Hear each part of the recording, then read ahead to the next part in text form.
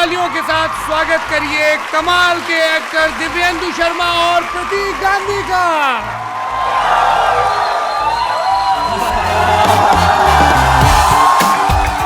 पीछे सुनाई नहीं दे रहा है, दिखाई नहीं दे रहा है, क्या इनको खड़ा कर दें, मत ना बैठने दें। आइए साहब खड़े हो जाइए। वाह गजब दबंगई है भाई। Actually I want to ask mister Saurabh, आपका वो सिग्नेचर स्टाइल कहाँ है जब आप इंट्रोड्यूस कराते थे इनको एक्टर्स को? You didn't do that. Ma'am आपका जो आपने बात बोली ये दुख मुझे भी हुआ था, बट कोई नहीं, कुछ चीजें होती हैं जो दिल में रह जाती है, ये रह जाए। ये बहुत अनफॉर्चुनेट है कि जो हमारी जिंदगी को सबसे मुश्किल वक्त में ठीक करते हैं, जब कुछ लग जाता है तब लगता है हाय दमकल कब आएगी। जब आपको ये प्रोजेक्ट पिच किया गया तब आपकी रिएक्शन क्या थी? और बहुत ज्यादा कम लोगों को ये पता होगा कि फायर फाइटर्स को सिर्फ आग लगने पे नहीं बुलाया जाता, भूकंप के समय भी उन्हीं को बुलाया जाता है, कोई बिल्डिंग गिर जाती है तभी भी उन्हीं को बुलाया जाता है। तो मेरे लिए बहुत ही लाइफ चेंजिंग एक्सपीरियंस रहा ये। फिल्म में आग लगाई जा रही है, ये आग कौन लगा रहा है उसके बारे में भी पता करना है। So it's an investigation. So कैसे towards the end fire and police we come together and we go for the common enemy. आपका जो ये कैरेक्टर इतना पॉपुलर हो गया है, जब आपने इसको साइन किया था आपको पता था ये इतना पॉपुलर हो जाएगा? मुझे दोस्त शुरू से पता था कि मैं कर जाऊंगा। जलवा है हमारा यहाँ। जो फायर फाइटर्स थे उनके फैमिली से हम बात कर रहे थे, उन्होंने बताया कि ये सब जब सुबह घर से निकलते हैं ना, तब हमें ये नहीं पता होता कि रात को वापस आएंगे कि नहीं, और ये इनकी लाइफ है। सेंसोडेंट के प्रेजेंट्स ललन टॉप अड्डा, को powered by Technosport, itel, Centre for Sight, Haier, tourism partner, Madhya Pradesh tourism, celebration partner, Morpheus, dare to dream. SLS और पैराबेन गॉन, तो उसका करंट ऑन। What then? इसके पोटेशियम आयंस करें दूध का करंट ऑन, लाइफ का करंट ऑन। जोरदार तालियों के साथ स्वागत करिए कमाल के एक्टर दिव्येंदु शर्मा और प्रतीक गांधी का।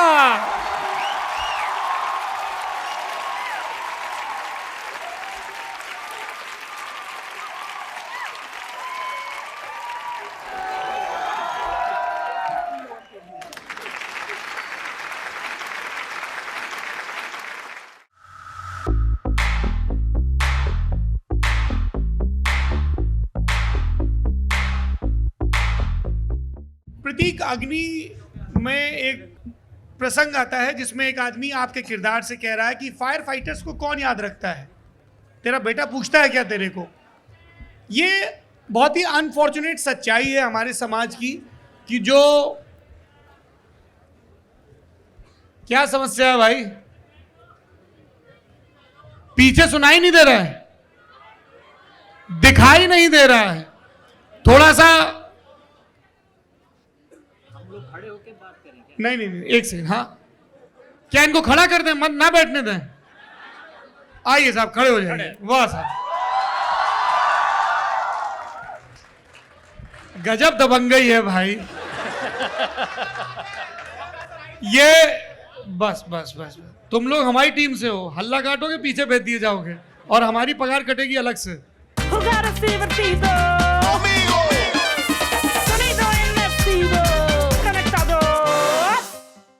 ये बहुत अनफॉर्चुनेट है कि जो हमारी जिंदगी को सबसे मुश्किल वक्त में ठीक करते हैं, दुरुस्त करते हैं, लॉ एनफोर्समेंट एजेंसीज हो या फायर फाइटर्स, नजर ही नहीं जाती है।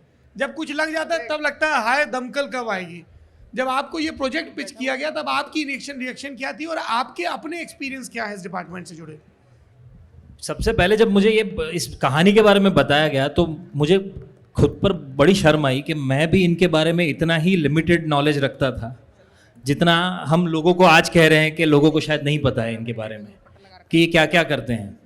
बहुत ज़्यादा कम लोगों को ये पता होगा कि फायर फाइटर्स को सिर्फ आग लगने पे नहीं बुलाया जाता, भूकंप के समय भी उन्हीं को बुलाया जाता है, कोई बिल्डिंग गिर जाती है तभी भी उन्हीं को बुलाया जाता है, कोई कुत्ता अगर गटर में गिर जाता है तो भी उन्हीं को बुलाया जाता है, और कोई पंछी अगर कहीं फंस जाता है तभी उन्हीं को बुलाया जाता है। जब हमने उनके परिवार वालों से बात की तब एक इतना अलग पहलू जानने मिला। जो फायर फाइटर्स थे उनके फैमिली से हम बात कर रहे थे, उन्होंने बताया कि ये सब जब सुबह घर से निकलते हैं ना, तब हमें ये नहीं पता होता कि रात को वापस आएंगे कि नहीं, और ये इनकी लाइफ है। ज़्यादातर फायर फाइटर्स के घर जहाँ पर वो जो जैसे फायर स्टेशन जो होते हैं उसी के पहले मंजिले पे उनके घर होते हैं, तो सारे परिवार वाले पूरा दिन सिर्फ एक ही प्रार्थना करते हैं कि नीचे कोई फायर अलार्म ना बजे, क्योंकि जब भी घंटी बजेगी फायर टेंडर यहाँ से निकलेंगे, उनको नहीं पता जितने गए हैं उतने वापस आएंगे कि नहीं। तो ये सारी जो बातें थी शायद हमें पता ही नहीं थी। हमने रोड पे बचपन से सिर्फ फायर टेंडर्स को जाते हुए देखा है, उनकी घंटी सुनी है, और पिछले कुछ सालों में जितनी इंसिडेंसेस हमने देखी हैं या उनके बारे में पढ़ा है, और जब मैंने ये फिल्म की तो मैं बहुत सारे डॉट्स ज्वाइन कर पाया, और काफ़ी सारे इमोशंस ऐसे थे जो शायद मैंने खुद भी पहली बार एक्सपीरियंस किए हैं when I was performing for the film. तो मेरे लिए बहुत ही लाइफ चेंजिंग एक्सपीरियंस रहा ये, और बहुत ही बड़ा लर्निंग एक्सपीरियंस था। स्पिरिट तो वही है जो मैदान में उतरे।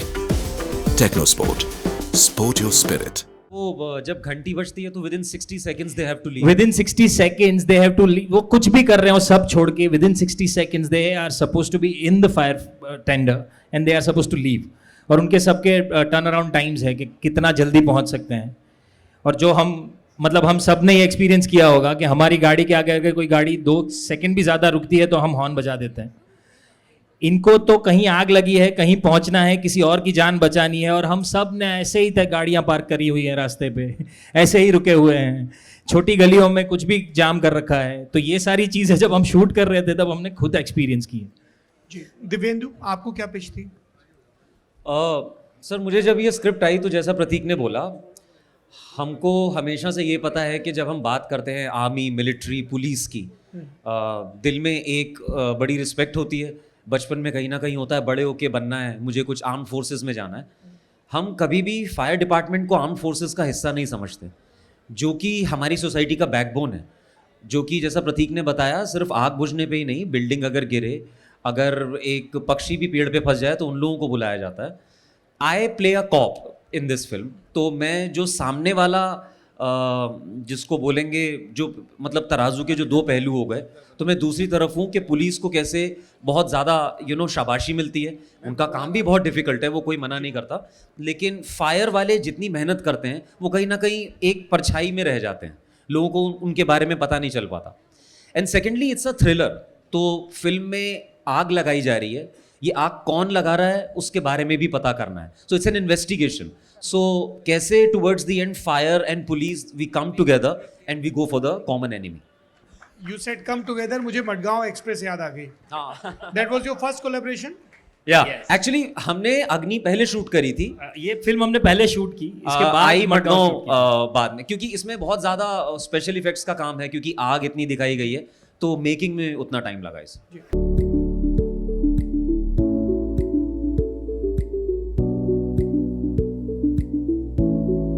उसमें एक सीन है जिसमें आप बहुत सारी कोकीन कंज्यूम करते हैं और फिर बहुत ऊट पटांग हरकतें करते हैं। ये सीन स्क्रीन पर जैसा दिख रहा था, शूट करते वक्त भी उतना ही फनी था, या कैसा लगता है कोकीन कंज्यूम करने के बाद? ये आपको तो पता नहीं होगा, गैर कानूनी है, और इतनी करने के बाद तो बिल्कुल ही नहीं पता होगा। मैंने कोकेन के नाम पे ना टेल्कम पाउडर और गेहूं का आटा कंज्यूम किया था शूट पे क्योंकि वही लगाया गया था सब जगह। बट उसका जो हमने जब शूट कर रहे थे तो सबसे पहले तो वो जो तोतलापन आ जाता है और बोलने से मुझे कुछ लाइन है, तो पहली बार रीडिंग किया, तब से शूट करने के टाइम पे वो बोलने से पहले वैसे ही हंसी निकल जाती थी। और जब साथ में दिव्येंदु, अविनाश, सब लोग हंस रहे हैं आसपास, और it's very difficult to control yourself. तो पहले तो शूट के दिन तो हमने 4 बार हंस लिया, फिर आधे घंटे का ब्रेक लिया और फिर शूट किया। पर आपने जो पूछा ना, उसका एक बहुत ही इंटरेस्टिंग पहलू ये है, पर्सनली मुझे ऐसा लगता है कि कॉमेडी बहुत ही सीरियस बिजनेस है। हम जब कोई भी कॉमिक सीन क्रिएट करते हैं तब और चौकन्ना रहना ज़रूरी होता है। तो मैं पर्सनली ये देखता भी हूँ कि जब भी फ्लोर पे अगर लोग ज़्यादा हंस रहे हैं ना, व्हेन वी आर शूटिंग, और आगे का क्रू अगर बहुत हंस रहा है, तो थोड़ा रुक जाते हैं और उसे थोड़ा समझते हैं, फिर और परफॉर्म करते हैं, क्योंकि यहाँ पर कॉन्टेक्स्ट बना हुआ है, लोगों को हंसी आ जाएगी। जब आप उसे फिल्म में देखेंगे तो आप अलग जोन में देखेंगे उसको, तो वो ट्रांसलेट कैसे होगा वो करते टाइम ही हमें अंदाजा लगा के करना पड़ता है। मैं ऑडियंस के लिए फ्लोर खोलूं इससे पहले, आपको दिव्येंदु की कौन सी परफॉर्मेंस देख के ऐसा लगा कि यार बहुत अच्छा किया है, आई विश मैं ये रोल करता? एक होता ना, एक बहुत ही सात्विक किस्म की ईर्ष्या होती है और बहुत सारी तारीफ आती है मन में अपने फेलो एक्टर के लिए। इनके कौन से रोल, कौन से सीन को देख के आपको ऐसा लगा? यार मुन्ना भैया कैरेक्टर इन्होंने अमर ही कर दिया है वैसे। तो मतलब तब तो हम लोगों ने साथ में काम नहीं किया था, पर उसके बाद जब हमने साथ में काम किया, फिर जितना भी काम किया है, जितना भी काम देखा है, हर बार यही निकलता है कि यार ये बात सही है। तो मैं तो मतलब कोई भी रोल स्वैप करना चाहूंगा इनके साथ। कोई स्पेसिफिक सीन जो आपको लगा बहुत अच्छा किया है? Scene, dialogue, one liner? One liner तो सारे मुन्ना भैया के वन लाइनर सारे सबको ही याद है, मतलब वो सारे वन लाइनर बोलने में बहुत मजा आता है। कभी कभी अंदर पर्सनली भी हम लोग एक दूसरे को बोल देते हैं वो तो, जैसे पर खासकर बोल देते हैं कि भाई खाना क्या ऑर्डर करें, कुछ सोचा क्या? तो हम बोल देते हैं भाई ऐसा इमीडिएट नहीं सोचे हैं, लेकिन सोचेंगे। ये रेगुलर कॉन्वर्जेशन है हमारा कि इमीडिएट नहीं सोचे हैं, कर देंगे। आपको प्रतीक की कौन सी परफॉर्मेंस बहुत कमाल, मतलब वंडरफुल एक्टर? जी, मुझे प्रतीक, हम सब जानते हैं हर्षद मेहता जब बने थे तो कमाल का काम किया था। एंड प्रतीक एक थिएटर एक्टर हैं काफ़ी साल से, और गांधी प्ले करते हैं स्टेज पे। और जब मैंने वो परफॉर्मेंस देखी थी तो मुझे देख के जो आपने वो सात्विक ईर्ष्या की बात करी वो आई थी मन में, कि इतना बेहतरीन तरीके से परफॉर्म किया था कि मुझे लगा यार अगर ये मुझे मिलता तो मतलब कोशिश करी जा सकती थी। बेटर नहीं होता लेकिन कोशिश की जा सकती थी। महाकाल की भस्म आरती, उज्जैनी की रस्म आरती, जय महादेवा जय महादेवा। जी, अभी आपकी बारी है। Good evening. Actually I want to ask mister Saurabh, आपका वो सिग्नेचर स्टाइल कहाँ है जब आप इंट्रोड्यूस कराते थे इनको एक्टर्स को? You didn't do that. Signature style? I mean you just talk about them, बहुत अच्छे से इंट्रोडक्शन देते जी हैं। मैम, वो guest in the news room में होता है। जब प्रतीक और Divyendu guest in the news room में आएंगे तब मैं वो इंट्रोडक्शन करूंगा। Thank you.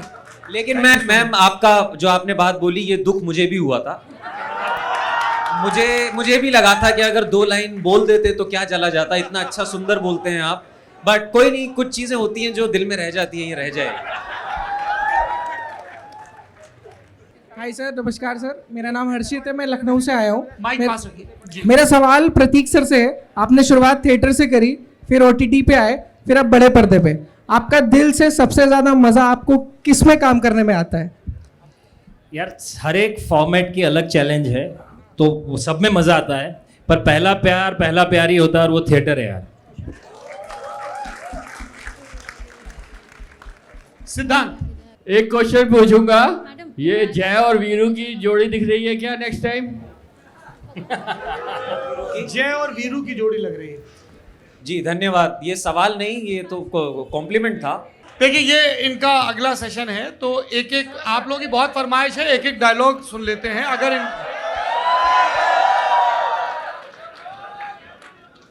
जी, हम अग्नि के उपासक हैं, बलिदानों से कब घबराते हैं, जान छिड़क कर अपनी हर आग बुझाते हैं। भुला दो हमें पर याद रखना, ज्वाला में जो जीते हैं वो अमर हो जाते हैं। सबसे पहले मैं नमस्कार बोलना चाहूंगी स्टेज पे मौजूद सभी लोगों को। मैं सबकी बहुत बड़ी फैन हूँ। मेरा सवाल मुन्ना भैया से है। आपका जो ये कैरेक्टर इतना पॉपुलर हो गया है, जब आपने इसको साइन किया था, मतलब करने की सोचा था, आपको पता था ये इतना पॉपुलर हो जाएगा? और मुन्ना भैया की ऐसी कौन सी क्वालिटीज़ है जो आपको एज पर्सनली लगता है कि बहुत अच्छी है या बहुत नेगेटिव है? देखिए, चलिए, इतना नहीं पता था कि इतना पॉपुलर हो जाएगा, लेकिन शक हमेशा से था कि लोग पसंद करेंगे इसको, क्योंकि ये जो सारा श्रेय है ये स्क्रिप्ट राइटर को जाता है। उन्होंने लिखा इतनी बखूबी था वो कैरेक्टर कि जब मैंने उसे पढ़ा था तो ये था कि पता नहीं कितना पॉपुलर होगा, बट लोग इसको नोटिस ज़रूर करेंगे इस चीज़ को। जहाँ तक आपने एक अच्छी चीज़ के बारे में, जो एक चीज़ जो मुझे मुन्ना के बारे में बड़ी अच्छी लगी थी, जो जिसने मुझको अट्रैक्ट किया था, वो ये था कि मुझे हमेशा से लगता था कि Munna is a troubled soul. वो एक ऐसे परिवार से आता है जहाँ पे उसकी माँ नहीं है, और वो हमेशा अपने डैड की वैलिडेशन के लिए सारे काम करता था। तो वो जो एक बच्चा मैंने देखा ना उसके अंदर, जो कि सारे गलत काम इसलिए कर रहा है ताकि उसके पिताजी मुड़ के उसकी तरफ देख पाए एक बार, वो सिर्फ उनकी अटेंशन के लिए सारी चीजें करता था। वो एक ह्यूमन चीज थी जो बहुत रिलेटेबल लगी मुझे। Thank you, it was a lovely question. जी दिव्येंदु, क्या क्या क्या सुनेंगे आप?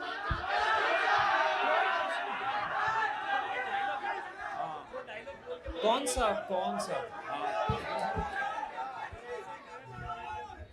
शांत शांत शांत शांत।